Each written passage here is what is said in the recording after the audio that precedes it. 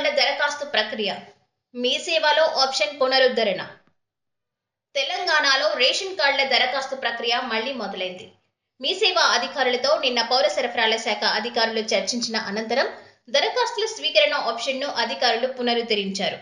దీంతో 3 రోజుల తర్జనా భర్జనకు తెరపడింది. వివరాల్లోకి వెళ్తే పౌర సరఫరాల శాఖ ఆదేశాలతో ఈ నెల 7వ తేదీ అర్ధరాత్రి నుంచి మీ సేవా వెబ్సైట్లో రేషన్ కార్డుల దరఖాస్తుల స్వీకరణ ఆప్షన్ అందుబాటులోకి వచ్చింది. అయితే 8వ తేదీ ఉదయం వెబ్సైట్ దరఖాస్తుల స్వీకరణ ఆప్షన్ మాయమవడంతో దరఖాస్తుదారుల్లో గందరగోళం నెలకొంది. ఈ నేపథ్యంలో తాజాగా మరోమారు సమావేశమైన పౌర సరఫరాల అధికారులు రేషన్ కార్డుల జారీపై మరింత లోతుగా చర్చించారు.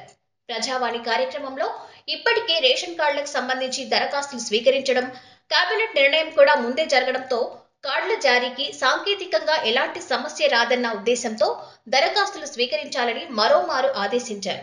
దీంతో సోమవారం సాయంత్రం నుంచి మీ సేవా కేంద్రాల్లో దరఖాస్తుల స్వీకరణ ప్రారంభమైంది. అయితే ఇప్పటికే ప్రజాపాలన, కులగణన, ప్రజావాణిలో దరఖాస్తు చేసుకున్న వారు మళ్లీ దరఖాస్తు చేసుకోవాల్సిన పని లేదని, వాటి పరిశీలన ఇప్పటికే మొదలైందని అధికారులు తెలిపారు.